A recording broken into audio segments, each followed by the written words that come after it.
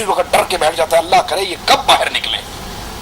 باپ گھر میں آیا بچوں کے ساتھ سوکھ گئے.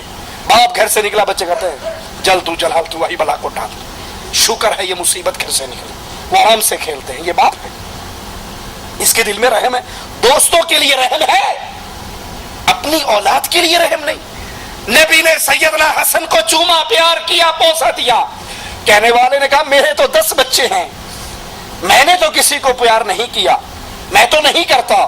فرمایا جو رحم نہیں کرتا اس پر رحم نہیں ہوتا, جو رحم کرتا ہے اس پر رحم کیا جاتا ہے. دوسری روایت میں ہے ان رسول اللہ صلی اللہ علیہ وسلم قبل حسن وضمه الیہ وجعل يشمه وعنده رجل من الانصار فقال الانصاری ان لی ابنا قد بلغ ما قبلته قط.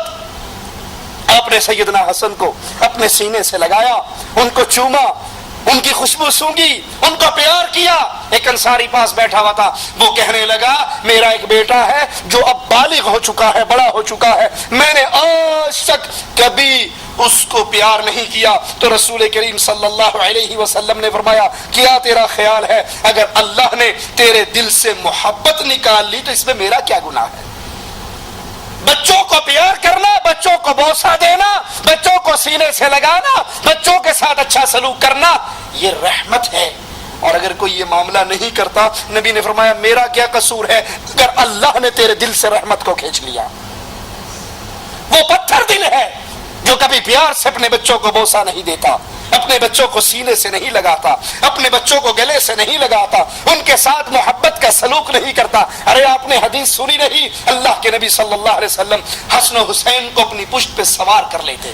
اتنی محبت, نماز پڑھاتے ہوئے بھی حسن و حسین اگر آپ کے پشت پہ سوار ہو جاتے تو آقا ان کے ساتھ سختی کا معاملہ نہ کرتے. یہ ایمان ہے, یہ محبت ہے, یہ رحمت ہے, یہ پیار ہے. رسول کریم صلی اللہ علیہ وسلم کے صحابی سیدنا ابو ہریرہ فرماتے ہیں اللہ کے نبی علیہ الصلوۃ والسلام تشریف لائے تو حسن کو میں نے دیکھا. یہ روایت بھی بیان کرنے والے ابو ہریرہ ہیں. سیدنا ابو ہریرہ فرماتے ہیں میں نے اپنے آقا کو دیکھا, آقا تشریف لا رہے, آپ کے کندھے پر حسن سوار تھے. سواری بھی کتنی پیاری, سوار بھی کتنا پیارا. نبی کے کندھے پر حسن سوار تھے اور سیدنا حسن کا تھوک, ان کا لعاب اللہ کے نبی کے کندھے پر بہ رہا تھا. کسی کا تھوک اس کے ماں کے کندھے پر گرے, کسی کا تھوک اس کے بابا کے کندھے پر گرے. حسن کی شان کا کیا کہنا, اس کا تھوک جناب رسالت کے کندھے پہ گر رہا ہے. آقا علیہ الصلوۃ والسلام اپنے اس لاڈلے نواسے کو اٹھا کر جا رہے ہیں اور ان کا لعاب آقا علیہ الصلوۃ والسلام کے کندھوں پہ گر رہا ہے. حسن بن علی آپ کے کندھے پر سوار. صحابہ فرماتے ہیں ہم نبی کریم صلی اللہ علیہ وسلم کے پاس آئے, اچانک حسن بن علی گھسٹتے ہوئے, چھوٹے سے بچے ہیں, لڑکتے ہوئے گھسٹتے ہوئے آئے اور آقا کے سینے پر چڑھ کر بیٹھ گئے. صحابہ اللہ کے نبی کے پاس, سیدنا حسن آئے لڑکتے ہوئے اور نبی کی چھاتی پہ چڑھ کر بیٹھ گئے اور بیٹھتے ہی پیشاب کر دیا. نبی کے سینے پر بیٹھتے ہی پیشاب کر دیا. سوچئے ذرا اس منظر کو, مجھ جیسا اور آپ جیسا ہوتا, اس کی ماں کو 5 سلواتے میں سناتا, پیشاب کرا کے نہیں بھیج سکتی تھی, مجلس کے اندر لوگوں کے سامنے بےعزتی کروا دی, کپڑے گندے ہو گئے, پلیت ہو گئے. سبحان اللہ, سبحان اللہ. امام الانبیاء محمد رسول اللہ صلی اللہ علیہ وسلم کے سینے پر بیٹھے ہوئے, چھاتی پر بیٹھے ہوئے سیدنا حسن نے پیشاب کیا. صحابہ فرماتے ہیں ہم بھاگ کر بڑے آگے کہ ان کو اٹھائے. آپ نے کہا چھوڑ دو, چھوڑ دو, یہ میرا بیٹا ہے, کوئی بات نہیں, یہ میرا بیٹا ہے, چھوڑ دو. اگر اس نے پیشاب کر بھی دیا ہے تو خیر ہے, چھوڑ دو, اس کو میرے سینے پر بیٹھے رہنے دو. آپ نے پانی منگوایا اور سیدنا حسن نے جہاں پیشاب کیا تھا وہاں پر پانی بہنا دیا. یہ آپ کی محبت, یہ آپ کا پیار. اس دل کے اندر ایمان کیسے جوش مار سکتا ہے جس دل میں حسن و حسین کی محبت نہ ہو. وہ دل پتھر کا دل ہے جس میں اہل بیت کے لیے محبت نہ ہو. اہل بیت کی محبت, ان سے پیار, ان کی عزت, ان کے لیے اچھے الفاظ کا استعمال یہ مومن کا شیوا ہوا کرتا ہے۔ مسند احمد میں ہے سیدنا حسن سیدنا علی کی شہادت کے بعد خطبہ دے رہے تھے۔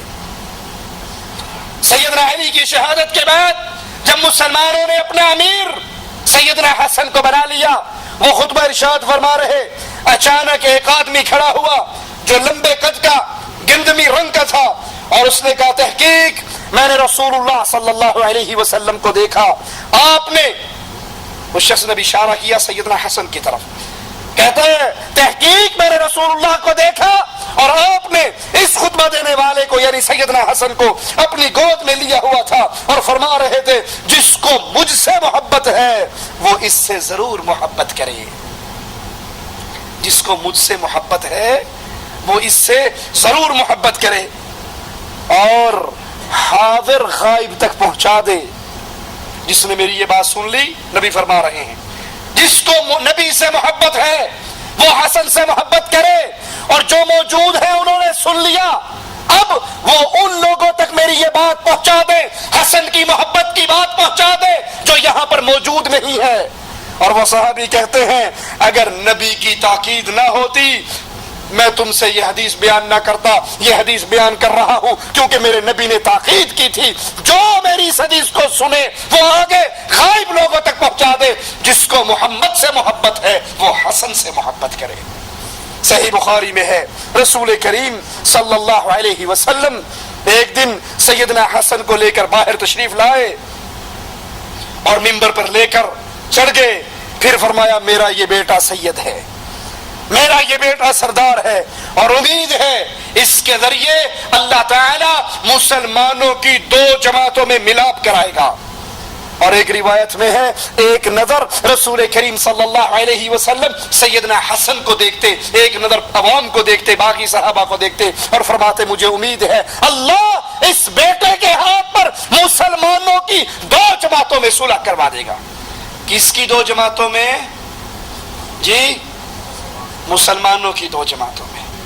سیدنا معاویہ کو گالیاں دینے والوں، سیدنا معاویہ کی تکفیر کرنے والوں، ان کے ایمان کا انکار کرنے والوں، میرے نبی کی حدیث تو سنو، جس حدیث میں حسن کو سید کہا گیا رضی اللہ عنہ وارضا، اسی حدیث میں یہ بھی لفظ ہے یہ مسلمانوں کی دو جماعتیں یعنی حسن کی جماعت بھی اہل ایمان کی جماعت ہے اور معاویہ کی جماعت بھی اہل ایمان کی جماعت ہے۔ نہ اہل بیت کو گالی دینا جائز ہے، ان کی شان میں برے لفظ کہنا جائز ہے، اور نہ صحابہ کی شان میں برے لفظ کہنا جائز ہے۔